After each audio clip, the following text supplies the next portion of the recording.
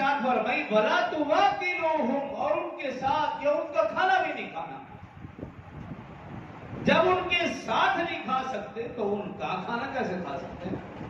بعض لوگ حدیث میں کہتے ہیں کہ ان کے ساتھ کھانے سے منع کیا گیا ہے تو ان کا کھانا کون سا جائے گا؟ جب ساتھ نہیں کھا سکتے تو ان کی کمائی کا کھایا ہوا کیسے کھا سکتے ہیں؟ تو ولا تو آپ کے لوگ یہ رسول اللہ صلی اللہ علیہ وسلم روک رہے، میں نہیں روکتا، وہ تو آپ نے کھا لیا ہوگا نا جو کھانا تھا،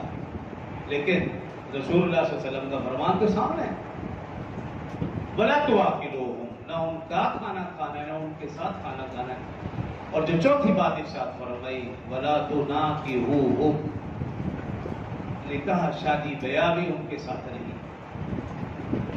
نکاح نہیں کرنا، نکاح کا لین نہیں کرنا، نہ بیٹی دینی ہے نہ ان سے لینی، دونوں سے منع کیا گیا،